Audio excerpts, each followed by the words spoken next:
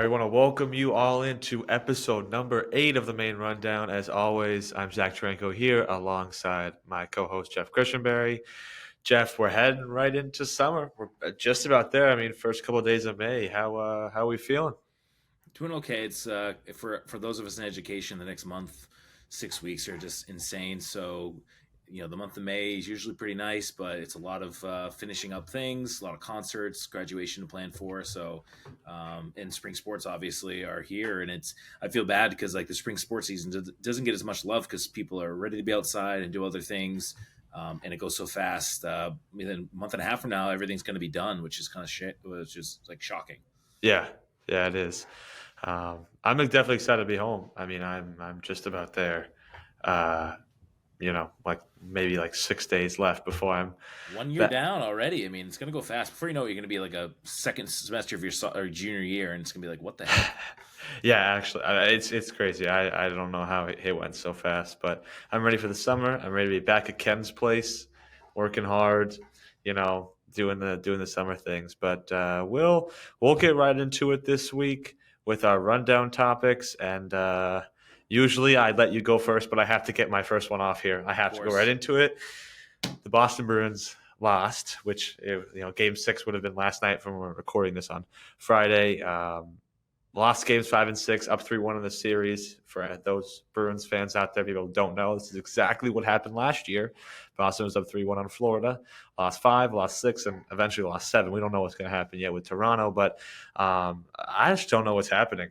I mean, this Boston team had such an interesting season, came in with low expectations because of where the team was, where the cap was, knew they needed to use that gap year.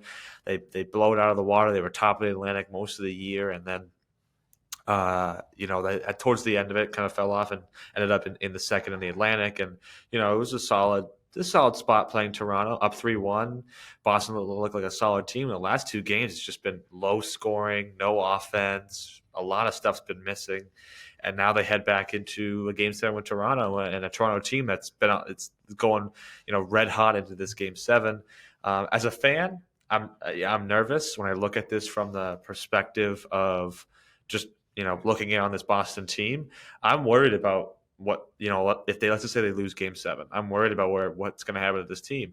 I've seen a lot right now in the news about if Jim Montgomery loses for opening round series being up 3-1, his job is not safe. His job is not safe because yes, he had statistically the best NHL season of all time last year, but still your job's never gonna be 100% secure. So I'm interested to see what happens in Game 7. I believe I'll be at that game, which is pretty cool.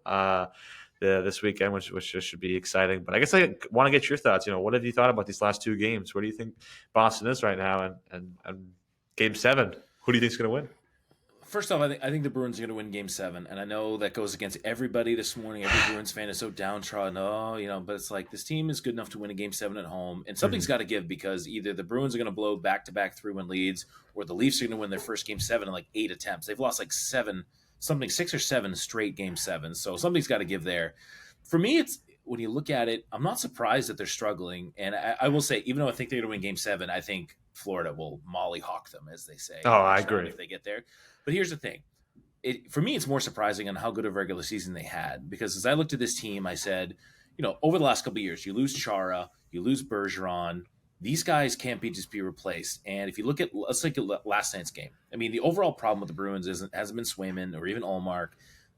It's been some defenders, but also the forwards and the centers, scoring goals. And going into the series, that was the thing. I was like, all right, is this team ready to step up and have they don't have a Hall. What's the guy's first name that they had the last couple of years? Taylor Hall? Dave. Yeah, no, the forward. David Krejci? No, they had Krejci. Who's the big guy they traded for? He used to be like was like a top 5 pick, and now he moved on. Taylor something. Taylor Hall. Taylor Hall. Yeah. Sorry. Yeah, Yeah. Taylor Hall. They had Krejci. They had all these guys that would not be the goal scorer, but would kind of step up. And now they don't really have those guys. They have Pasternak and they have Marchand. That's pretty much it. And you need more guys to step up more than just one game. And I think for me, the biggest thing last night is disappointing was the play of Charlie McAvoy, and certainly the last few games. Look, Zdeno Chara was a freak. He's a once in a generation player. You can't obviously replace him. But McAvoy, they paid him the big money. And if you look at that first goal last night, it was 100% on him. He was standing in front of the net, screening Swayman without a maple leaf within 3 or 4 feet, and a pretty routine shot from the sideboards goes in, and Swayman immediately looks at McAvoy and gives him one of these, like completely his fault. McAvoy was in no man's land. That's the kind of stuff where he's not that young anymore. He's making a ton of money. He needs to step up and become a leader, maybe score some goals, but certainly be better than he was. Pasternak's got to start scoring. I mean, I'm sorry, but and you saw David Montgomery actually called him out. He has to start scoring. But again, you look at the Leafs, they're not getting anything from Austin Matthews, either. So it's been a wacky series. I think the regular season, if you look at the regular season for the Bruins, as I mentioned before, they didn't have that many more wins than teams like Toronto and others around them. They had a lot of OT losses. A lot of OT losses, like 15 of them. And if even 2 or 3 of those turn into actual losses, like in regulation, then we're talking about a team who would have been in the top 2 or 3. They would have been down near the bottom of the Eastern Conference or of the playoffs, which I think is really more where they're geared towards. So for me, obviously, if they lose tomorrow night, Montgomery, I think, loses his job. I don't know if he should. For me, the biggest problem is they're not scoring goals. And you saw in that third period last night, they're just not getting shots. Like the Leafs have come up with a great plan to kind of clog the middle of the ice. Their forwards aren't getting good shots, and when they're getting those opportunities, they're missing the net completely. So one shot in a period last night is unforgivable for the whole team. You cannot have one shot in a period in a game 6 where you can close them out. I still think they're going to win Game 7. Yeah, I could see them winning 3 or 4-1. I just think, the Leafs have the momentum, but if some of those shots start going in, I think they'll be better off. But again, what does it look like next year? If let's say they go and they lose to Florida in 5-6 games or even 4 games, Marchand's still getting up there. This team has a long way to go to become a perennial power again. I agree. As a fan, and as I look in on this team, I don't think I'm not hitting the panic button on we lost. Let's just, again, assuming they lose, which I don't think they're going to lose, but let's just assume they lose. I'm not hitting the panic button saying let Montgomery go. I'm someone who thinks Montgomery has that coaching ability, who's someone that you want to keep. But it makes me think about a guy like Doc Rivers with the 76ers. It makes you think about how long this happened. The regular season was solid. They had good players. They had good teams. And they would choke in the playoffs. And they kept him over and over and over again until they ended up firing him. But for years, they said, it's going to change. It's going to change. Trust the process, as they always said. And it never worked. So 2 years in a row, especially where my own opinion is that, losing series like this is a lot less common in the NHL. I think it's more common in other sports, but it makes me worried. I don't know because last season was a crazy fluke. I don't even know what you want to call it, but 2 years in a row, if they lose tomorrow, could be really interesting. I will say, though, I saw a pretty interesting stat. So the last 2 times that Toronto and Boston have gone to a Game 7 was 2018 and 2013. And in both of those series, the games that were won from games 1 to 6 is the exact same as this. Boston wins game 1, Toronto wins game 2, Boston wins games 3 and 4, Toronto wins 5 and 6, forces a 7. They were in Boston for 13 and 18, and Boston won those games. So wow. Weird. It's a weird coincidence. Isn't that the game? One of those games, Toronto was up 3-0 or something in Game 7, yeah, and ended up losing. 2013 was when they were up 3-0 or 3-0 or 4-1 with like 8 minutes left, and Boston tied it and then scored. I don't see that comeback this time if that happens. I don't either. But I mean, you mentioned it too. My last point about this is. The star players need to step up. I mean, even Jim Montgomery even said it last night in the post-game press conference. He plain simple. David Pastrnak needs to be better. And that's true.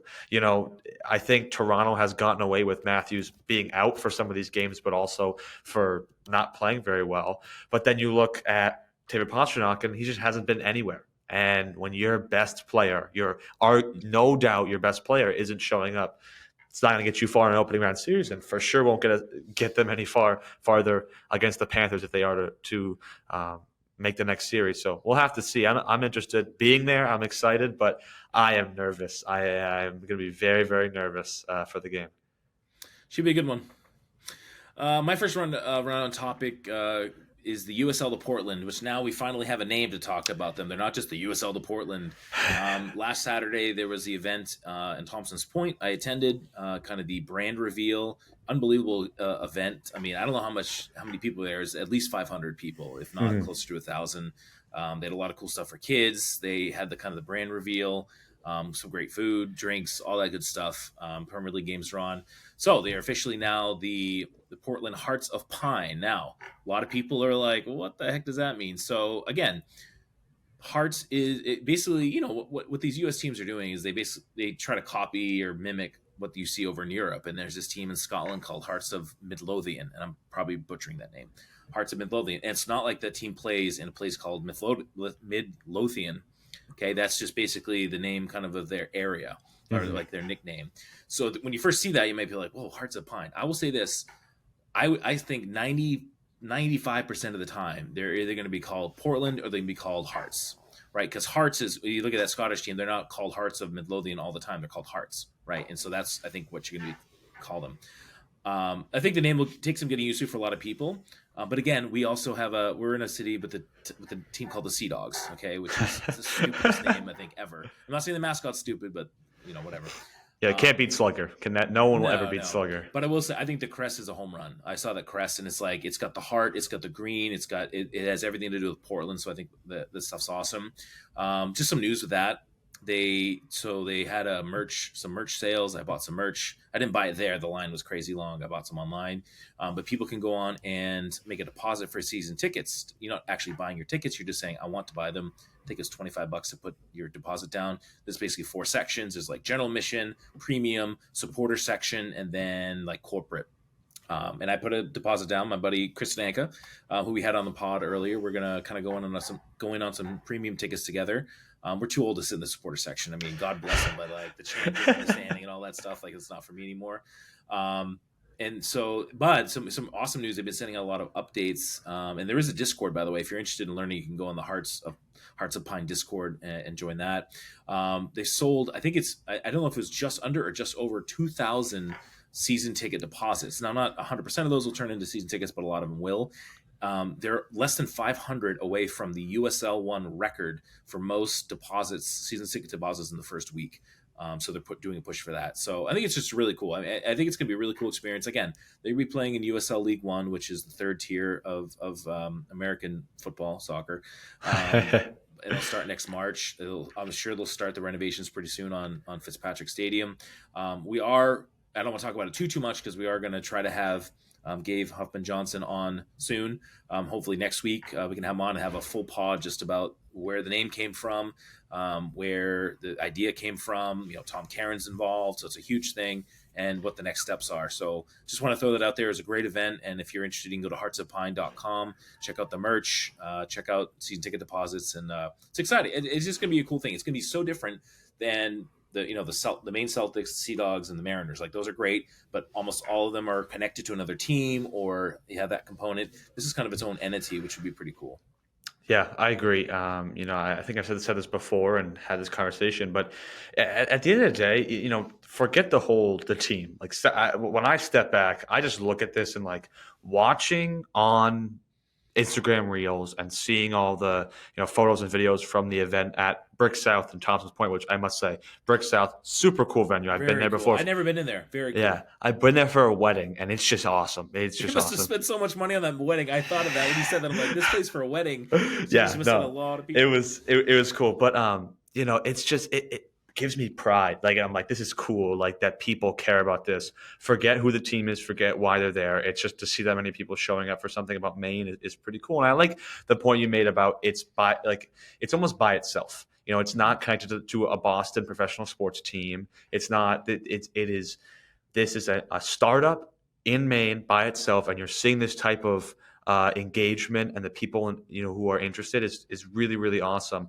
That record I think is really cool. I actually got an email about 20 minutes before we started recording from Hearts of Pine because I subscribed to all their stuff and newsletter, and it was basically like, we're closing on the record, like put your deposits down now. But no, it's super cool. Like you said, we'll get into it more, so I don't want to give too many thoughts. I'm actually the opposite of not opposite. I am going into it. I had no idea. Like we were talking about this last week. I had no idea what the name was going to be. I had no idea what they were going to do. I think it's interesting, and I like that they're being different. I think they could have gone something simple like Portland Pines. They could have done Portland Lobsters. They could have, they're trying something different, and I think it's different. It's going to be interesting. The logo, it's a little busy for me. I really think they could have just simply gone very, very simple. Which I mean, that's my own personal take. I like simple, modern logos that don't have a lot going on. But overall, I bought merch too, and I'm super excited for it to come in. I want to Uh, wear it if we get Gabe on. I want to yeah, definitely wear it. I should I be another know. week or so when it comes, but we'll see. But I Yeah, agree. The logo again. There's two different schools of thought because there are a lot of the recent logos, modern ones are very simple. But then again, you look at like Liverpool's logo, and there's so much going on. There's there like is so more much going on. colors. There's all these little things. Manchester United, their logo is a little more busier than you think. Then you look Uh-huh. at some of the MLS ones, and they're super simple, which I like that too. But it's just it's because you got to think about it. I'm a branding person. That's what I do for a living, and it's like you have to think about what's going to look on merch, what's going to look on a Mhm. huge tifo, what's going to Yeah. it's kind of tough to make that. I'm curious what the process was to go through and make that. Yeah, no, it's definitely interesting, and like you said, we'll get more into it. So we'll end it there. But no, it's super super cool. I'm hoping to get to games next. I'm assuming they'll play through the summer, so Yeah. hoping to get to games. And I at the end of the day, I really am interested. And this is something I really want to ask Gabe about. Is um, what when is this renovation going to get done, and what's it going to look Yeah. like too? Because Yeah. I'm picturing Fitzpatrick Stadium, and many people out there probably know what it looks like, but doesn't. It's tight space. You don't have a lot of expansion space because of Hadlock Field and kind of the road and the turnpike right behind there. But I'm interested to see what they can do with that, because I think it's either going to look really, really cool and it's going to be a really awesome place to go, or it's just going to be like a nightmare, like the state game where there's no parking and it's an interesting stadium right now. I hope it can turn out to something where, it's great for a League One USL team. But Yeah. I Let's don't do it. know. Up the hearts. Let's go. Up the heart. um, but I'll head into my second rundown topic now, and I want to talk about. There's not really a topic of the week, more just a topic in general. I want to talk about sports broadcasters from Maine. Obviously, if you haven't been following Boston sports, Mike Gorman and Jack Edwards are retiring roughly the same time. I mean, Mike Gorman's last game was three Yesterday. days yesterday, Or yeah. 2 days, Or 2 days ago. 2 days Whenever, ago. whenever they Yeah. finished. Yeah. Jack Edwards was last night because ABC has the full rights to Game 7, so Nesson will not be providing coverage. Um, but it's sad. It's sad moving on. But it makes me think about broadcasters, especially here in Maine, that have been important, influential people that I follow, people that I enjoy. And so um, right now, I'm going to ask you first to give me who you think the best broadcaster, and let's just say someone who has eyes either from Maine or has a connection to Maine. Doesn't have to be from Maine, but a connection to Maine. Who do you think the best broadcaster we've ever had connected to Maine? And who is your favorite? Somebody that you could turn on a TV and listen to them any time of the day, for whatever reason. Yeah, so as far as the best, it's kind of tough to tell who's the best. I mean, you look at a guy like Dale Arnold. I mean, what he did, he was Yeah. never really a true play-by-play guy for a long time, but he was so dynamic, and it was really cool to talk to him because he's done play-by-play, he's done straight talk radio, he's done on TV Hmm. studio talking, he's done Patriots, he's done Bruins in terms of actually working for the teams or working for the broadcast for the teams. So for him, he's I feel like the most accomplished in terms of the dynamic part of it. And that's when I talk to students when I used to be my student and I talk to the current guys, it's like it's about being dynamic, and it's being just kind of a one trick pony is really tough to pull off in this world. So for him, I'd say the best, most accomplished. For me, my favorite is actually Gary Thorne. Gary Thorne is from Bangor originally, and again, I didn't look up his total bio. I don't know how long he was in Maine for. From Bangor though, so he was. Why I love Gary Thorne, he does baseball and hockey mostly, or used to do a lot of hockey. I think he's the Orioles play-by-play guy. He does some national games too. But he for me was the voice of my childhood for hockey. He was Hmm. the voice of ESPN when the NHL used to be on there, and I used to watch him in the playoffs. And his goal call was great. Everybody loves Doc Emmerich. That's great. But this was before Emmerich was really as popular because ESPN basically held all the rights for many years in the 90s Hmm. and early 2000s before NBC took over. But Gary Thorne for me was that guy. Like when he would just call like that goal score in overtime, just like, and I used to be a Penguins fan when I was a kid. I like Lemieux and Yager, and they had a lot of overtime games. in the early playoffs, and like he just hearing that. And my favorite call of his was 2009 Boston University national championship game. Of course, it's BU. Of course. Down 2 goals under a minute to go against Miami of Ohio. He's calling the game, and we score the first goal, and he says score. I was watching it in my room, and I was like, okay, we scored one, and then we scored again with like 20 seconds left, and I'm literally getting goosebumps just thinking about it. Like his goal call was just like, I screamed louder than I probably ever screamed before in my life when he's tied, and then we won in overtime. I watched that clip, a million times, and it was cool for him to be the one there. So Gary Thorne is my guy. He's so dynamic. He's got that classic play-by-play voice. So he's my favorite main guy, and I like a lot of them. Gary Tangway, like all these other guys, like I'm all into them too. But Gary Thorne's my guy. Yeah. I have my favorite, which you mentioned, and then I have another also like sneaky surprise one that kind of hit me this year. But Mike Emmerich is mine. Broadcasted for the Mariners for a lot of years and then moved on to the professional higher up sports. But the reason why is because not even at the Mariners, because I wasn't alive back when he was broadcasting with the Mariners, but I look at where this hockey is now with ESPN. Obviously, they made that change from NBCSN and the kind of not very consistent coverage to ESPN. I'm happy to see that and the hockey is getting more coverage. But ESPN now, the broadcasters are solid people, solid broadcasters. I like them, but it's nothing special. It's nothing iconic, nothing that really hits me. And I just remember when I really, really got into hockey when I was, 9, 10, 11, 12, the NBCSN, Mike Emmerich, Eddie Olczyk, watching those playoff games, watching Pierre, was it Pierre between the boards? Who was the guy between the boards? Yeah. It was kind of weird. But just that coverage it was so consistent when they were on. It was just like, from the first whistle to the final whistle. I loved listening to Mike Emmerich. He was one of the big reasons why I got into broadcasting and somebody that I really looked up to. It's just nobody else, I think, in my opinion, like yells the way he does. I mean, I know you can probably imagine, just like look back to some of his games from 2014 to 2016, when he would just like his voice cracks were like iconic. Like I didn't think I'd ever hear someone where I could say a voice crack was iconic, and I actually liked the voice crack. But like when he would just go wild for overtime goals or for whatever it might be, was a big part of it for me. And so that's who I think my favorite is. I will also say this, and this is not. I wouldn't say it's my favorite because I just told you my favorite, but I did watch a lot of Maine hockey this year, like a lot. When they started to become good, I thought, let me see what's about this, and I watched a lot of ESPN Plus, and I have to give a shout out to Jeff Mannix because I really like the type of coverage and the way that he calls games. I really like what Jeff Mannix brings to the table.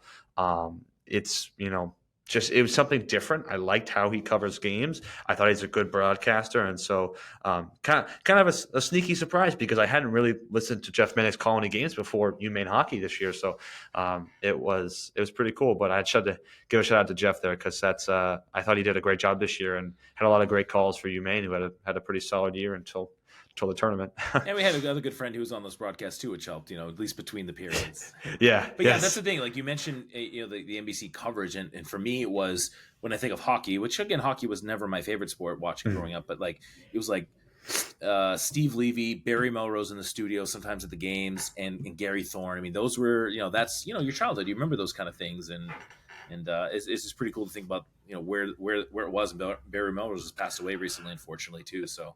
Yeah, and then and then there's different types of coverage now, like the pregame, postgame type stuff. Not even for hockey, that's become so big. I mean, I'll bring it up later in my topics, but the inside the NBA stuff has become such a big watch. And I look at the NHL on TNT now, and you still have Liam McHugh there, who I love and was at NBC back.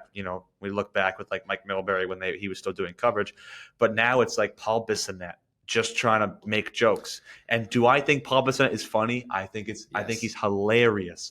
But it's not like frustrating. It's just like I look back and I think of how awesome that NBC coverage was in my eyes. I look at it now and I turn on the TV at intermission and Paul Bissonnette is just acting like a fool. And I'm like, it's just really the type of coverage that I enjoy because I enjoyed when Liam McHugh and Mike Milbury were talking, and then they go right back to Eddie Olczyk and Mike Emmerich, and it's changed a lot. And well, it's hard too because like for me, I'm never gonna watch intermission, but with Bissonnette on, I might, because he, especially during like he did this little rant the other night against, I think it was the Rangers Washington series, and he did this whole rant about how a really a gutsy or a hustle play by I think a guy from the Capitals, and like comes back and he's going crazy. He's like checking his pulse, and it's funny. Like for me, I get it. It's hokey stuff, which I don't Mhm. love on all these networks anymore. But for Yeah. someone who's a super casual hockey fan, like that for me, I remember I watched that clip 2 or 3 times. Like that's something for me, and I get it. Yeah.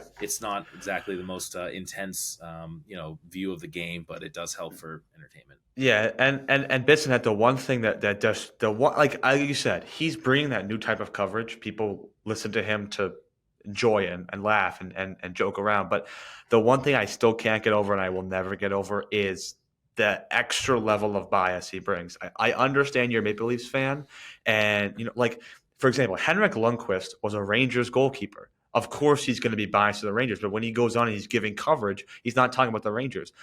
I don't know if you've listened to this series or for this playoffs at all, but Bissonnette like talks about Toronto so much and like makes fun of the Boston players and like it's almost too much bias for me. Like I get it, you're a big Toronto guy, but like everyone's heard you say it 100 times. Nobody really wants to hear it again, right? So Yeah, I think the hard part too, though, if you compare it to NBA, NFL, NHL, over the years, the NHL former player who becomes a broadcaster, not so much play by player color, but in the studio, they're usually pretty boring. Like if yeah, you look at again, and you look at the college hockey coverage from the tournament hockeys, like those guys are boring. Like I would always turn it off during the mid periods because they're older players who are smart with the game, but they just don't have that much presence. This is how hockey players are. Bissonnette yeah, is a totally different kind of character. That's just what Barkley was the same way. Like that's why Barkley became, as popular as he is because he'll say whatever he thinks. So it's an interesting topic. I definitely have, maybe someday we'll do like who is our favorite, play-by-play color tandem for any sport because I think yeah. I have a very good one, but we'll save that for another episode. My second topic, you mentioned the Maine Mariners during our discussion there, and I want to mention them. Their season is over. They lost in Game 7 to Adirondack 2-0 the other day. It was a back and forth series, but they fall in the North Division semifinals. Good season for them, I guess. Get to the playoffs to make that deep of a run. So you can talk about a little bit about their season if you followed them a little bit because you used to work for them. Mhm. But Yep. I just think of it in the bigger sense. And I've talked to people who go to Mariners games, and they're all always like, "Wow, it's a lot." Again, frankly, it's a lot more fun than I thought. I've never been to one, but I used to go to some Pirates games, and for me, again, very casual hockey fan. The Pirates I knew were in the AHL, right? Until you knew a lot of those guys were a farm of the who the heck were we? The farm system of. So It wasn't the Bruins, obviously, but who were we for for? the Pirates, Yeah, the Pirates moved around, so Anaheim maybe for it a was a little little bit. bit Buffalo, and then it was the Coyotes when they were Got it. still the original Coyotes in Arizona Yeah, or Phoenix, Phoenix. It was Phoenix Phoenix when first. they were Yeah, Phoenix originally, then Arizona. yeah, Yeah, yeah. So it's tough. But it was for me. It felt like all right. This is like minor league, like either AAA or AA hockey. They go away, unfortunately, which sucked for the city because there were a lot of Pirates fans. And then obviously the Mariners come in 2017 ish for the ECHL.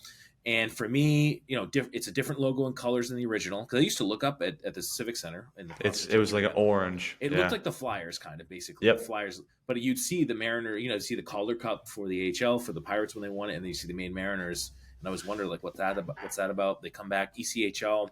For me, it's just not. I don't love hockey enough to be like, oh, I want to go watch some random dudes play. And I know some of Yeah. them will eventually maybe make the NHL, but it just seems like a different thing.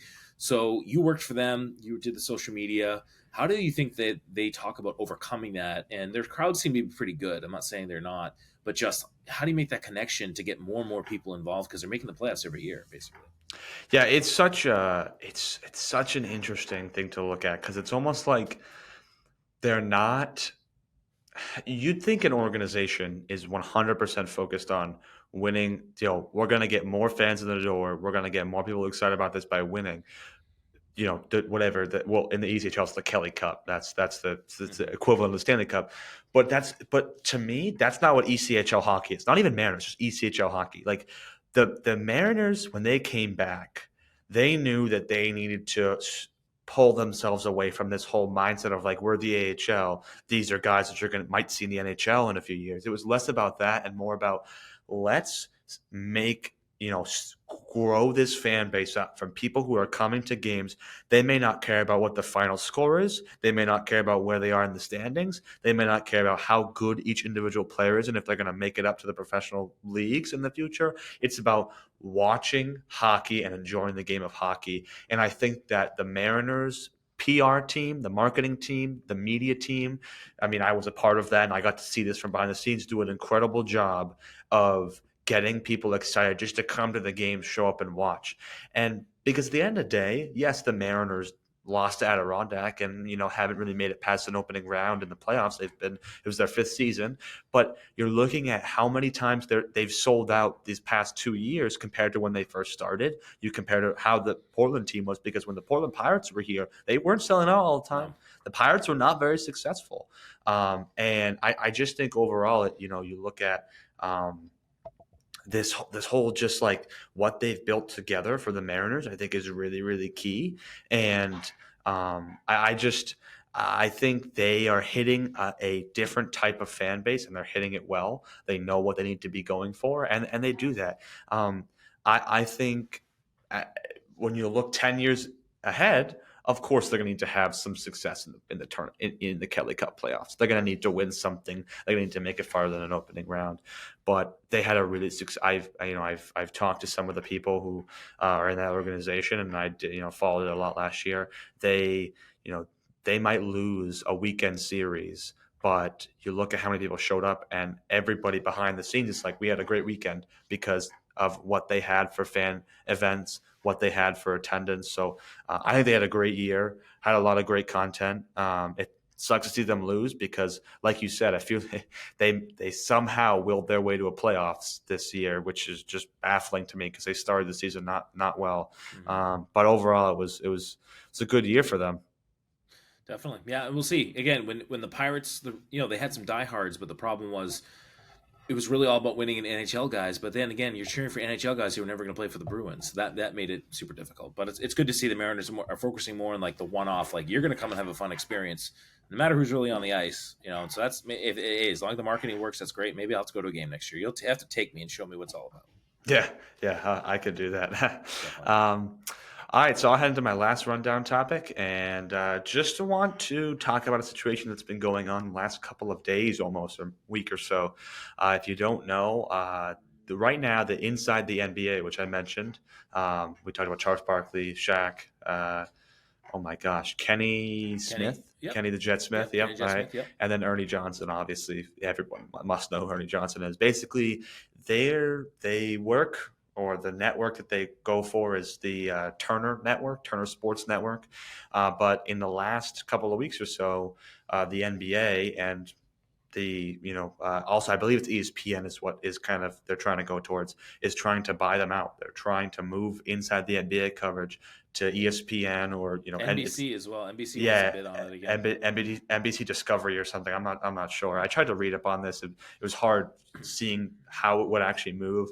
But basically, some of the people, including Ernie Johnson, have said, I'm going to stay. I want to stay with Turner. They like the broadcasting network of Turner, which doesn't really do many other sports except for inside the NBA or any other coverage.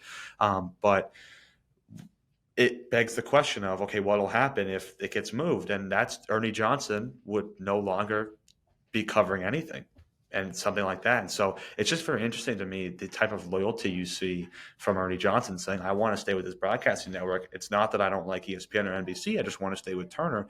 So we did talk about broadcasting a little bit, but I now kind of want to talk about the inside the NBA. I just want to talk about this for a second. How did this become so popular? I mean, I obviously watch the funny moments. I listen to when Shaq and Chuck talk about San Antonio women or whatever they go into. But just, I guess I want to ask you is why do you think into the NBA is so big, and what do you think might happen to them and to the show if it moves to ESPN and a guy like Ernie Johnson or a guy like Kenny Smith is no longer on the show? Well, it won't be the same for sure. I mean, if you look at ESPN, they've tried for years to try to replicate that. They had a lot of different guys come through their kind of coverage for the finals. They had Bill Simmons on for a while. They had God, who's the guy from PTI? gosh, I'm blanking on his name. One of the guys from PTI. Yeah. Inside the NBA, it works because of what the audience is now, because it's about the clips, right? The clips are hilarious. Like, I'm not tuning in to watch all their coverage, but I'll see the next day something that they crazy said on the on the broadcast. For me, it comes down to Charles. Charles is what stirs the whole thing. Ernie's great, and Kenny's fine. Shaq, for me, doesn't do it as much because he's come on only in the last few years, and he's fine. Like, he's funny sometimes. Charles is what it is. If he, I mean, there was a rumor that Charles, he got an offer from another network. I'm trying to remember what it was. It was something. Oh, maybe it's like Live Golf. Like, Live Golf is going to pay him like $50 million a year, something like that. And he decided to stay in basketball. I just think he's been going on some of the TNT hockey broadcasts, like him, and he's gone on to talk to Biz, Yeah. and he's I did see that. hockey. It's really about the clips. So, and you've seen some broadcasters. So you take a guy like Mike Tirico, who was on ESPN forever, and he switched over to NBC at a very odd time because he basically gave up the spot to do. He was doing Monday Night Football for a while, and basically was their highest level play-by-play guy. He goes over to NBC, and he's doing like Olympics coverage or whatever. But eventually he gets on, Al Michaels is going to go. He's going to be on NBC, Sunday Night Football a lot more. He's doing a lot more coverage because NBC is buying up these properties. So these corporations will start thinking ahead, thinking like, all right, we know we're going to buy the World Cup this year, or we're going to buy the World Cup 8 years from now. So we want to get this guy in place so he's ready to go. Why is it? It's funny. It's casual. It's not really talking about the game very seriously. But people take them seriously. That's really, people take them seriously. Meaning when someone like Charles or Kenny or Shaq talk, these two of those guys, I don't know if Kenny's a Hall of Famer, but the other two guys are no doubt Hall of Famers. Ernie Johnson's a great facilitator because he doesn't. What's great about him is all these shows now, all they do is grab ass, right? They just like to, and sometimes it's annoying because all they're doing is laughing at each other. I think of like the Fox NFL coverage, which is just abysmal. Like all they're doing is laughing at each other's jokes, and it's just not funny because at some point it's like, well, I don't know what you're really laughing about. Yeah. Anyway, so with TNT they do that as well, but it's just we take when they talk about, Charles had a rant the other night about coaches and how it's absurd that you're going to see the Suns probably fire their coach, the Lakers fired their coach today, and he's like, it's not the coaching, it's these players. These players aren't playing well enough. That's but when Charles says that, you're like, oh, makes sense. Like that's. So I think that's what makes it great. He's the one that stirs the drink. If he ever left, that show would never be the same again. I think I'm curious because I think NBC is really going to make a strong run at the NBA. I mean, I grew up watching the NBA and NBC. They have the best theme song in all of sports for their NBA and NBC, written by John Tesh, which is kind of a little trivia thing. But yeah, so I'd be surprised if they all got moved over to ESPN or NBC for that matter. But that's what makes it works. Charles is what makes it work. Yeah. I don't know if you agree with this point, but like the way I see it is like, first off, I will say a lot of times they talk about or topics of like inappropriate stuff come up all the time. I mean, I mentioned it there in my intro. It's like the San Antonio woman conversation that Charles had with the Shaq about like just it went off the rails quickly. But it almost feels like in the last maybe two years, we've seen like they're given more what's the word? They're given a larger spectrum of what they can and can't say. Like I think the producers have almost realized when Charles starts talking about something inappropriate, it's funny and we get more viewers and we get more content and we get more followers out of it. So I don't care if Charles goes on some rant about something crazy that he probably shouldn't be talking about. I don't know if you agree or disagree with that, but I feel like in the last couple of years, it's gotten more, not inappropriate, but it's gotten funnier because they're given more of what they can and can't say. No question about it. They have a little bit more leeway because that's what they want. They want the clips. So sorry, I'm choking right now, but no, I agree with you. The more leeway they get, the better. But they can't. They got to be careful what roads they go down because you don't want to offend people. Because very easy to do here in 2024. Yeah, it definitely is. Awesome. All right, my final topic is staying here in Maine, talking about ESPN. Greeley third baseman Marky Axelson the other day made an incredible diving catch. Someone was trying to bunt. He's a third baseman. He dove like basically into foul territory, caught the ball, spun up, threw it to first, and doubled the play up. It made it onto SportsCenter's top 10, number 3 the other night. Interesting, they play in turf out there, which we've talked about in the past, but it's all totally turf field. That's what I noticed there. But so it makes it all the way to number 3 on SportsCenter's top 10 list for, I forget what night it was. So I want to ask you, what is the best play that you've ever seen that in Maine in person that should have been in SportsCenter's top 10? I'm going to give you my two. My runner-up is Peyton Jones, basketball player for us. A couple of years ago, I want to say this is 2018. I could be wrong on that. 2018, 2019, roughly. I know I what you're think talking about. you called this, right? It was you and me, and it was Yeah. one of my first calls, and the call is so funny because that's back when I didn't want to like talk too much. I didn't want to go too crazy. I wanted to keep testing the waters. And I remember the call, and I saw it happening. I was like, oh, and he goes up for the dunk, and then you come up with the energy, and you're like, You're like, oh, and you ah, said the alley-oop. Like, you didn't yeah. even know what to say. It was, But yeah. no, that was a great play. Yeah. So And that was a great play. No, look. Now, was that as good as what you see in the college NBA? No, but it was just so cool for Maine moment. The one yeah, that absolutely should have made it on there was, and again, I'm going to butcher the year. I don't know, maybe it's 2021. We had a unified basketball game at Thornton Academy, which is unified as a program where basically, people with mental challenges are partnered with other day students and dorm students, and they play a game, and it's about activity. And we have a young man named Josh Ross who was on our team at Thornton Academy, and every game would go out there, I think right at halftime, and he'd stand at half court, turn around, and throw a shot behind his head. And let's just say most of the time it didn't go the right direction. yeah. And then one day he hit the shot, and In the game too. in the Usually, game, because yeah. you're right. Usually he would just do it like in the warm ups. He would like throw him up, just throw him up. Yeah. And he hit it in the game. I In the was there. game. There's a video of it. I wasn't there, unfortunately. I didn't go that day, which I'm really regretting. I saw a video. I mean, it's not great quality. Someone's on someone's cell phone. It's the second most liked post in our history of our school's social media, like 4,000 likes or something crazy. We tried for days to try to get that on SportsCenter. Like, what a story! Didn't make it on there, but that was the best athletic achievement I ever saw. Where I was like, that should be on SportsCenter's top 10. So shout out to Josh Ross, who made the half court shot here at Thornton Academy a few years ago that brought the house down. What was the number one liked post? You put me on the spot. It's something that happened this year, and it was something surprising. I don't know, maybe it's our state championship this year. There's something that I'll have to look back at. I'll report back next week. But it's something that it was. I don't think it was sports related, to be honest. I forget what it was, but it was shared like 1,400 times or something like that. But Wow. Josh Ross right up there forever. Yeah. So this is tough. Things that I saw that should have made SportsCenter top 10.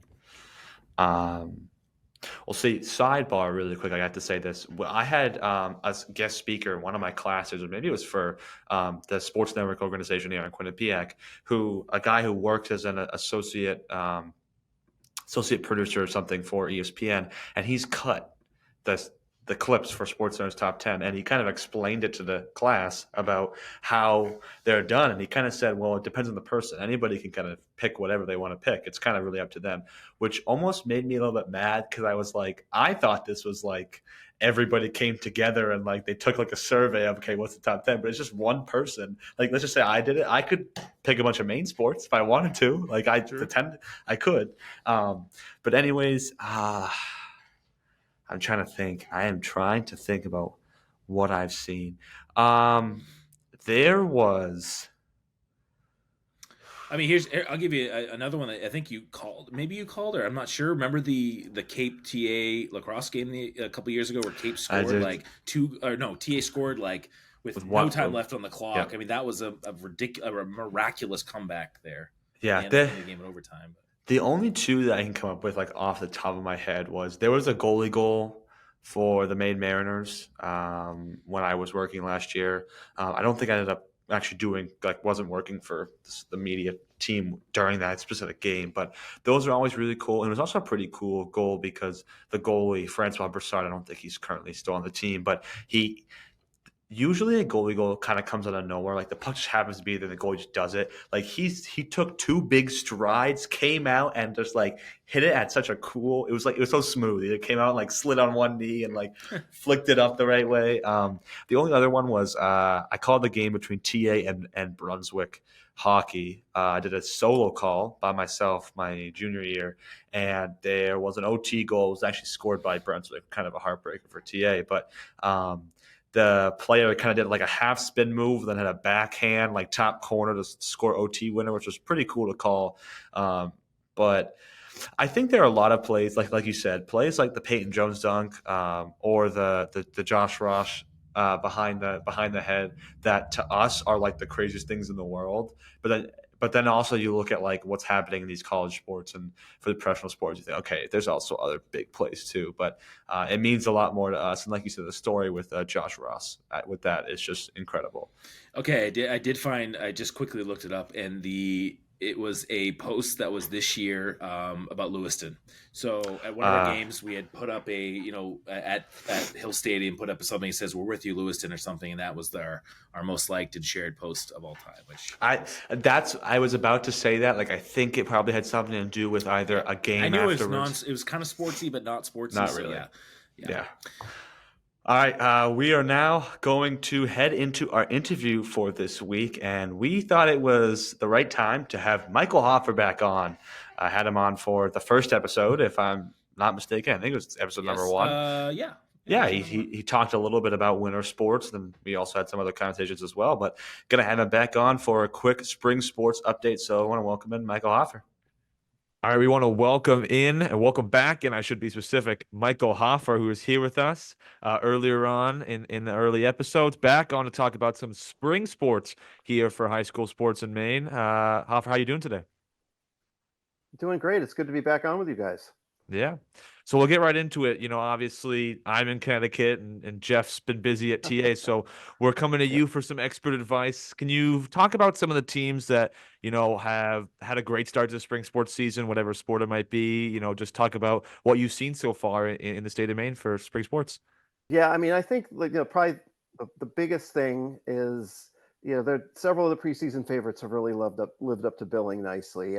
Falmouth's baseball team's looking as good as anybody right now. They're going to get some tests down the road, but they were the preseason favorite. They've been to the semis each of the last 5 postseasons, so they're really eager to get over the hump. They had a really painful loss to TA last year in the semis where they let a seventh inning lead slip away. So they're ready to atone for that and get up over the hump. They have Brennan Rumpf, who's their ace pitcher. He's heading to the University of Maine, and they've got the bats going too. They've got some big bats. They've been scoring in double digits almost every single game. So I would say at this point they're the favorite in Class A South. You know how baseball is, though. Any given day anything can happen come playoff time, but they're looking really strong. Boys lacrosse, girls lacrosse. You're talking about the usual suspects for sure. Cape Elizabeth's boys team has now won 29 straight games. Although I tell you, this year it's a little different. They're getting pushed. They've had 3 1-goal wins. They had to come from behind the other night to beat Yarmouth. So it isn't as easy as it's been in recent seasons. But their championship experience has kind of carried them through in these close games. And the Kennebunk's girls team is up to 55 straight wins, which is just unthinkable. But that's where they are. They survived a close call at Yarmouth the other night, and they're still going strong. Softball, Wyndham, the defending champs, undefeated so far, but a team to really keep an eye on right now is Cheverus. Cheverus with their new pitcher, Addison DeRoche. They've come out and they're winning big almost every time out. They play at Wyndham the final game of the regular season. I guarantee you that's a game that everyone's going to want to see, and that could be an instant classic. So that's the very very short the teams that you might expect. Well, with the addition of maybe Cheverus' softball team crashing the party there. Yeah, so you mentioned some of the scores, especially for Cape, and I've been following the scores a lot. Again, not losing, but some closer games than we all expected. What have you seen from them so far? Is it they're underperforming a little bit? Again, more championship hangover, or is it these other teams that are kind of surprising early season? I I mean, I would say it's the other teams. I mean, Cape isn't quite the powerhouse they've been the last couple of years, where they just had wave after wave of college-bound talent. They still have Keegan Lathrop, who's playing next year at Delaware. He's still probably their main guy, and then they have other guys step up here and there. But they beat a really good York team by 1 goal. York's the defending Class B champs. They beat Falmouth, their traditional rivals, by 1 goal at Falmouth. And then they came from behind the other night to win at Yarmouth, who's a very good Class B team. So it's really more the caliber of the opponent, I would say, than anything else. And I guess the good news for Cape is, even though they're getting pushed, they're finding ways to win these games. They win faceoffs when they have to, they force turnovers when they have to, and they score goals when they have to. And that's what's going to make them so tough to dethrone. Everyone wants to beat them, but you have to beat them. They're not going to beat themselves. Yeah, it's interesting too, because in general, you look at these all these sports right now, especially in the spring, where you're seeing such dominance. You see it, and not just in those, those kind of premier sports like baseball, lacrosse, but you look at something like tennis. It's like Falmouth, is going to be there at the end for boys tennis. Like even the TA, who's a perennial power in boys tennis, it's really like, well, we know is going to be maybe one or two other teams that could beat us. Yeah. You're seeing that now in more and more sports where there's a team going on 20, 30, 50 win streaks. What does that say for those programs who are just continually year after year with graduations and other teams just continually doing that? When in your experience, is it really more about the kids, the coaching, the youth league, or is it a combination? Like, how's that happen? Well, I think, a lot of it is these proud programs. I mean, it's not just this group of kids that has established that. In a lot of cases, we're going back decades. I mean, Cape's boys lacrosse program has been a powerhouse since the 90s, maybe even going back to the 80s. So you grow up in that town, you know what the expectations are. You want to be a part of it. It's not like something that catches you by surprise once you get in high school. So, I think it's the program's reputation itself. Obviously, you have great coaching, often from the youth level up, and those coaches don't get enough credit for what they do, getting kids ready to play at the high school level. And then, yeah, I mean, there's a lot of talent in these towns too, and these kids have spent a lot of time not only in season but in a lot of cases out of season too, honing their craft. So they're good, but there's a lot of other towns that have those good teams too. So it's never easy. And I think when you do have more competition, like what Cape is seeing this year on the boys lacrosse side, it means a lot more when you get through and you win a title by 1 goal instead of by 10. Right. Yeah. Can you tell us maybe a story or a team or a school maybe that no one's talking about, but it's kind of sneakily having a good season? Let's see. Let me give you a good story from a game I covered earlier this week. That's the Freeport boys lacrosse team. Traditionally not a lot of success there. The girls program has been very good. They won the state title last year, but and they moved up to Class B, and the boys also moved up to Class B. And you think they might struggle, but they had a nice win over NYA the other day. They took a penalty late. NYA tied the score. Freeport took another penalty, meaning NYA was going man up to start overtime. It really didn't look like they were going to find a win. The coach, a new young coach, Brendan Boss, said to the guys, it's flat out. He said, "We're going to kill this penalty. We're going to win adversity. We're going to win the game." That's exactly what happened. That positive message instilled. The kids bought into it. They went out. They won the game. I thought that was really cool to see. The positive messaging. Parlay into a game. So, I mean, they're probably not at a championship level, but they're certainly up on the up and up. You look at a team like the Wells boys lacrosse team. Not a lot of tradition there, but they've gotten off to a very strong start. They had a big win over Waynfleet, so it's very possible it's not going to be Waynfleet and NYA in Class C state game this year. We might get someone else in that mix. And then on an individual level, the Greeley girls lacrosse team, which has won the last 2 state titles, they won it last year without Ava Williams, who has returned this year from a knee injury. And she's just having a great season. It's great to see her out there. Very ebullient personality, great player. And, it's nice. I'm sure there were a lot of dark days for her last year when she was sidelined and watching her teammates have all that fun. This year, she's very much in the mix, and they're very much in the mix for another championship. You put out a tweet saying the Fort Catholic Southern edition is stopping, and again, the content's going to be going into different newspapers. How's that going to affect the coverage for those in that area? And was that a kind of a surprise that happened in your mind? Well, I mean, there's so much flux going on in our business in general, and certainly in our papers, the main trust media. There's change constantly, and really the feeling was we were kind of duplicating coverage in Cape Elizabeth, Scarborough, South Portland. So instead of having a Southern forecaster, we're going to split it up. The Cape and the South Portland stuff goes in the South Portland Sentry, and then the Scarborough Leader will be exclusive Scarborough content. So I'm still covering those schools the same as always. It's just being distributed a little bit differently, broken up by those towns.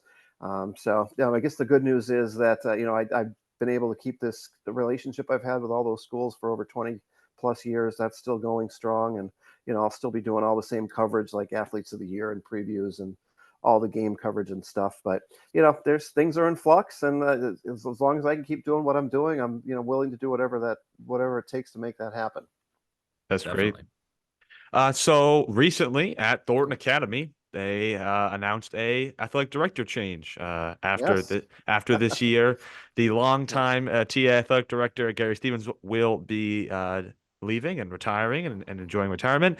And coming in is the new AD, Lance Johnson. So for people like me who don't know much about Lance Johnson, can you give us some thoughts about, what he's done in his career and what he might do for TA?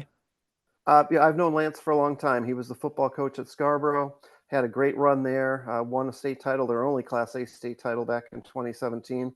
Some of you might remember that to get to that state game, they had to beat TA in the regional final on, I think, literally the coldest night that I've ever covered Yeah. a game. And they won that. They won that one decisively and won the championship. But Lance took over at Portland during the 2019-2020 school year, which, as you will recall, was abbreviated in March by COVID and never completed.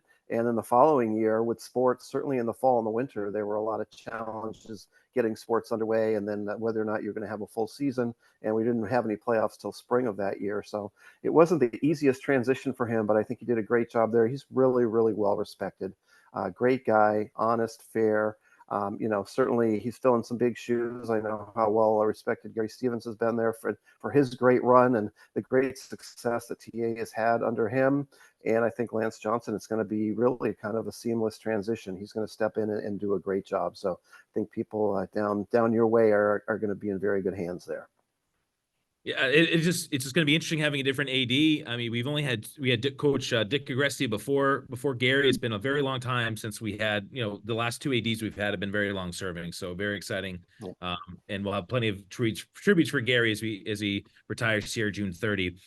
Just in general, I always like to throw this question out. We're in the spring season, boys lacrosse and girls lacrosse, two sports played at the same time with a lot of different rules. Some people love them, some people hate them. So again, we're making you czar of the MPA. What is one just fundamental rule that you're changing in each boys lacrosse and girls lacrosse? Maybe it's the clock, maybe it's hitting, maybe it's free position attempts. Like, what are you changing in each sport? Oh boy, I haven't had any time to think about this. That's actually a good question. One thing I would love to change for spring sports, and let me just kind of deviate from your question a little bit. No games until after April vacation week. It's too cold. It's just not fun to be outside, and a lot of these games don't get played anyway. I know there's a big concern about getting everything in. Games always get in. If you have to play a couple doubleheaders at the end of May, you do it. If you have to play on Memorial Day, you do it. It's just the nature of the beast. But there's been some really, really cold days and days where it's raining and the teams that have turf play anyway. Just speaking for totally selfish reasons, I would love to see that change. Girls lacrosse has gone to quarters, 4 12-minute quarters instead of 2 25-minute halves this year. I think actually a pretty good change. It seems like it's been well received. It almost gives the coaches a couple extra timeouts essentially after the first quarter, after the third quarter. So that's a change. And the other thing that lacrosse does really well, guys, is they schedule top teams. And a lot of these teams make a point of having as tough a regular season schedule as you can get. Thankfully, unlike some sports where leagues make you play within their conference, with lacrosse you can play out of conference, and that's why Cape's playing Falmouth.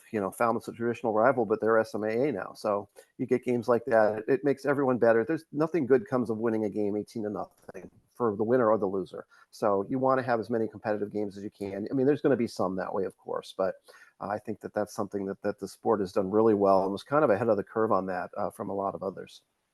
All right, to wrap it up, we got to get your thoughts on the NFL draft. The Patriots stand pat; they get Drake Maye.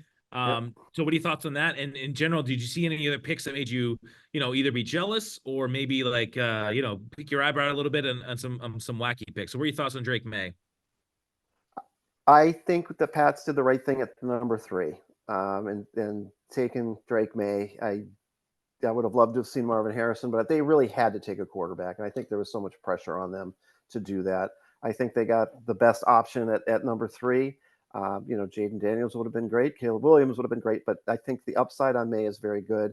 I think they need to be patient with him. Everyone's going to want him to start day one, and if he wins the job, then he will. But I think, especially with the lack of pieces around him, I think it might be good to take it a little bit slowly with him and some of the other stuff. I mean, I don't watch enough college football to consider myself an expert by any means on this stuff, but they needed a receiver, they needed linemen. Hopefully these guys pan out. I guess time will tell. They weren't maybe the flashiest names of some of the people that's a lot of the fans wanted. So I'm hopeful, but I think this is going to be a process, and if they're not going to do what the Texans did and turn things around and go deep in the playoffs next year, I think it's going to take a while to get back to that level of being a top competitor. But I think the strides are being taken. Another good draft or two. Hopefully they can fill in some holes in free agency or with trades as time goes on. But we'll see what happens.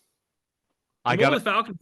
Yeah, I was about to say, I got to get your thoughts on the Falcons because, with Kirk Cousins Yeah. and then Michael Penix and not That was telling Kirk unexpected. Cousins. Yeah. I mean, who knows? I mean, they're the Falcons for a reason. They haven't won it's quite a reach. If it winds up paying off down the road, it's going to look like a brilliant move. I mean, at face value initially, it looks like a kind of a crazy move, but we've seen a lot of wild things over the years. People trading away their whole draft class for one player. There've been some reaches, and occasionally you hit. I think you have to take risks sometimes, but it's just strange when you committed so much money to someone that you expect is going to play for a few years, and then essentially bring someone else for competition right away. I can't imagine Kirk Cousins is very happy about this. Yeah. He can be happy, though, about the $130 million Yes, that they're he's paying got him. a lot of reasons to be happy, yes, for that. Yeah. But it'll be interesting to see how they do.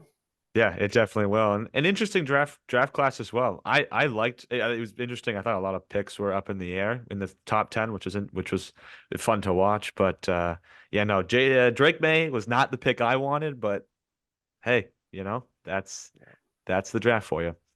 All right, that is going to do it for this interview with Michael Hoffer. Again, thank you for coming in for the Spring Sports Update, and we will 100% see you again in the future for some more updates. But go enjoy the nice spring, summer weather in Maine. Stay warm out there. Yeah, well, today looks actually decent, so I'll do that. Thanks for bearing with me today, guys. Great to talk to you always, and I look forward to seeing you again. Awesome. All right, Thank take you. care. I want to thank Michael Hoffer for coming in again. Always great to have him on. And like I said there at the end, we'll definitely see him in the future for more fall sports, winter sports updates, or maybe to talk just about Patriots. We never know. Also, just want to quickly apologize for any of those technical issues. Obviously, as many people know, internet's not always great at all times. So we had some technical issues with that, but still had a good conversation with Michael Hoffer and hope to see him again. And we'll head right into our take of the week that has nothing to do with sports. And Jeff, I'll have you go first. Okay, I'm cheating a little bit. I'm having like 1.5 this time. Okay, Okay. One of them has to do with sport. Well, this one has to do with sports, so it belongs in a different. A take that has to do with I know. sports. Well, Join the take that has nothing to do with sports segment. I couldn't fit it into the other rundown. I'm just saying I hate the trend now that we're seeing of NFL teams releasing these videos from their draft war rooms after the fact, making it look like everyone's the smartest guy in the room. Like they're all like, "Oh my God, he fell to us at number 6. Whoa!" And they're high fiving and shaking. Every team does that. No one's being like, "Oh crap, now we have to take this guy." They're always going to do that for the cameras. And the reality is half of those players are not going to be good, and most of the people in that room are going to get fired within 2 or 3 years anyway. So it's just, for me, it's just the post-draft mortem. I hate it. It's like, I'm not interested in that stuff. Like, it all looks the same. So that's just like whatever. Yeah. So my actual take that has nothing to do with sports is internet trends. The worst internet trend, the worst Twitter trend, maybe of all time, is this stupid one where it's like, "Oh, you want to know what this guy's all about? Look between T and N in your keyboard, or look between Z and V in your keyboard."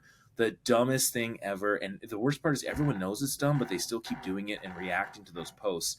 And it's like they'll show a picture and then there's like one letter and you're supposed to like figure out what that letter means. It's so stupid. Most of it is just engagement farming. I hate it, and stop it. All right. I mean, that's a quick one. I agree. I don't like content where people, it's like the content is like just trying to get people to click a link. Yeah. Or to open up your live stream, or to go on your page. That's dumb. I don't. Yeah. I agree. I don't think it. It also doesn't. I don't know how someone can post that content and be happy with that content. They're just looking to make money. Most of them. They're looking because again on Twitter now you can if you're verified you can make money off it, and it's stupid. It's farming. It's fishing. It shouldn't be allowed. Come on, Elon, get it together.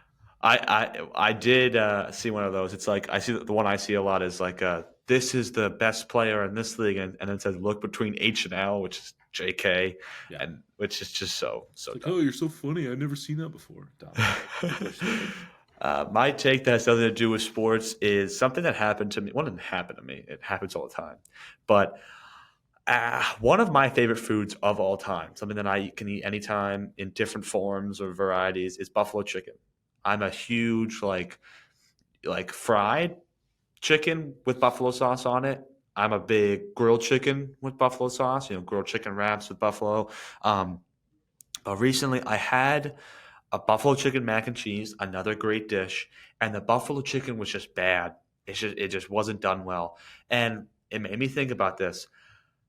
Is it really that hard to make good buffalo chicken? It's chicken and buffalo sauce. I mean, I don't know. I guess I'll get your perspective on it, but I've had the best buffalo chicken ever. Crispy, it's tender, it's cooked well, not too much buffalo. It's not just like the generic Frank's buffalo sauce. It's a good buffalo sauce.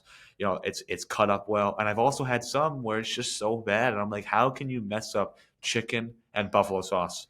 Like I don't know. Yeah, it's how you cook the chicken, right? And it's what sauce you use. So if you're frying the chicken, you got to make sure it's pretty crispy on the outside. I think that's what you'll see is sometimes they'll do like the shredded chicken, but if you do the shredded chicken, you still have to douse it in buffalo sauce. That's the problem. It's for me. There's like a local place down the street, Saco Bay Variety, and they have buffalo wings there. And I don't know what sauce they use, but this sauce is unbelievable because it's not just spicy, but it's got some flavor to it. And I like the sauces that are spicy, but also some flavor. Frank's is fine, but it doesn't have that whole lot of flavor. How can you screw it up? You're lazy. For me, like I have a lot of things when it comes to like restaurants like that. Like any restaurant that's not cutting their own French fries, unless you're McDonald's. If you're McDonald's, fine. But if you're, you look at Pier Fries, you look at the hamburger stand over here in Biddeford. I'll give them a shout out. They do those kind of like hand cut fries, so much better. Same with the buffalo chicken. If you're getting like the pre-made chicken tenders like from Cisco, the food distribution place, and you're just frying them, make sure you fry them perfectly. Make sure you get the ones with a little bit of meat on them, and make sure you're dousing them in buffalo sauce. No one wants a chicken tender that's half doused in buffalo sauce. So it's just about laziness, to be honest. And no, people are gonna, and they charge an arm and a leg for it. And buffalo sauce isn't that expensive. Yeah. So yeah, it's laziness. I'm definitely gonna have to keep trying new places. I gotta find a spot. Like I know Saco Bay Variety, not a huge fan of the food there, but I need to find a spot in Maine, regardless of buffalo chicken, of just where I can go and get a wrap, get a sandwich, whatever it might be, BLT, turkey, what a ham club, turkey club, whatever, that I can just like get any time of the day and enjoy it. Because I don't know do you know any spots in Maine where like you can go get a sandwich or something like that? If I'm doing a sandwich like a sub, maybe not a wrap, I'm going to OG's in Biddeford, which used to be George's Italians. Like Georgia still exists, but there's a new owner. And then the son and daughter of the old owner decided to open up a new shop. So that's where I go to for sandwiches. They don't have wraps, but it's very basic sandwiches like Italians, and they do have like chicken salad and other things too. So that's like my go-to in downtown Biddeford for that. But honestly, Jersey Mike's is pretty good. Like I'm a huge Jersey Mike's guy. And I was like, oh, Jersey Mike's is expensive, but boy, it's pretty fire no matter what you get. I'm a big. I get all my stuff Mike's way with the strawberry vinaigrette. It's so good. I like so that good. part of it, All right, we'll finish up this episode with some trivia. Current record: Zach is 1 of 2, or 1 and 1, I should say, 1 and 1, and you are 0-1 and 1. I gave you the overtime loss because you kind of got it. I forget what it was, but I think you got like half the question or a part of the question. So give me your trivia question of the week. All right, so Bruins and Maple Leafs are obviously playing in Game 7. These teams have played each other in the playoffs quite a bit they're both, I think, both original 8 teams, or at least very historic. Bruins have dominated the series, not this series obviously, but the lifetime series between the two in the past bit. So my trivia question to you is: who was president of the United States the last time the Maple Leafs beat the Bruins in a playoff series? Dude, you gotta get the year, and then you gotta know who's president. Then I don't know how this keeps happening, but my question is not the exact same, but it's pretty much the exact same. And my question was, what year was the last time? I know now because I just looked it up. Oh my gosh! Every time. No, I should get that right. I get a win just because. Because of course I do. Just because you. The only reason I'm getting is because you went first. No. What? You went? No, I went first because I went first. If you would have gone first, I would have got it 100% correct, and then maybe you would have got my. Yeah, but because you looked it up. No, I'm going to give you a different one. But so. Do you know the answer? The answer, the year that Toronto beat Boston in the series, the last time they beat them in a series was 1959. And the president, I took AP US history. Brandon Parisi is going to be so mad at me if I don't know this. 1959. Okay, let me do some. Reagan was the 70s. Johnson was the 40s. Oh God. Roosevelt was the Great Depression, I think. What other presidents did we have? Oh my God. Like 40 more. I I wasn't Washington or Lincoln, I'll tell you that much. Yeah. I'm crossing names off now. The 50s was. Okay, crazy. Just I don't even know. I'm just gonna say it. I know I'm wrong. Lyndon B. Johnson. Okay, incorrect. First of all, you're fired. Like, you were wrong on all of those. Reagan was in the 80s. FDR. No. Okay. Time out. Reagan was late 70s into early 80s. He was not. Reagan was president from 1980 until 1988. All that AP US history did me no good. And then you said Johnson was in the 40s. No, he was in the 70s. No, the answer was Dwight D. Eisenhower, former general of the United States. He was president in 1959, and then he lost to Richard Nixon, who then had to resign. Yeah. So yeah, no, you were way off. So anyway, you're a loser on that one. All right, give me another one. You have 20 seconds to figure it out. 20 seconds. It's not even fair because you looked up my answer too. I mean, maybe not exactly the answer, but you knew the year. You should have known that. That was. I didn't have to look up your answer because I knew it off the top of your head that 1959 is the last time they won. Here's the reason, because I've obviously watched every single game, and NHL and TNT reuses their graphics, and they have that graphic up. Oh, Toronto hasn't beaten them in a series since 1959. Okay.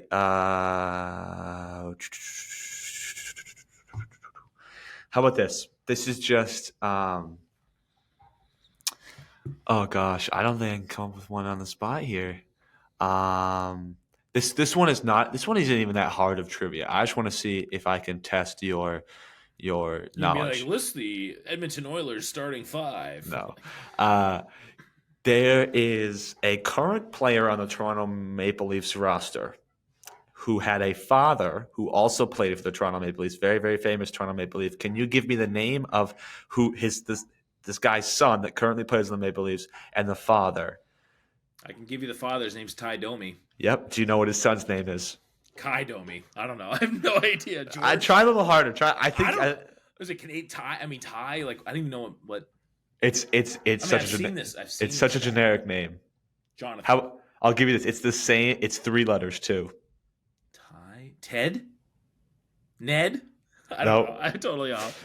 Max Domi. Max Domi. I mean, they showed his dad the other day when he said Domi. I'm like, oh, Domi. This Ty Domi. Domi's gained a lot of weight since he stopped playing. How about this? You know what? I now that I'm thinking about it, your reasoning about how like if I had gone first, you would have known 1959. You would have gotten it right. So right. I'll give you a correct 1-1. That's what I am. 1-1. I'm 1-2. 1-2. Yeah. Okay. Yeah. So I'm slightly in the lead, but. All right, what we're gonna have to do next week is I'm gonna say, all right, Jeff, your topic has to come from basketball, and mine has to come from. Well, the easiest way to do it is like my trivia will come from your takes, and your trivia comes from my takes. How about that? That makes it easy. So we'll look and say, all right, your 3 topics. I'll pick something from yours, and they shouldn't overlap.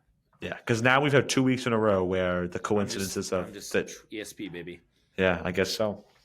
All right, that is going to do it for episode number 8 of the Maine Rundown podcast. As always, follow us on X and Instagram at Maine Rundown Pod. And be sure to follow along and be ready for some big interviews coming up. As we mentioned before, hoping to have Gabe Hoffman-Johnson on for some more USL talk, really, really dive into that because we're really excited about that. And in the future, we've got some other people that we're looking to get on as well and some great content. So thank you all for listening, and Jeff and I will see you all very soon.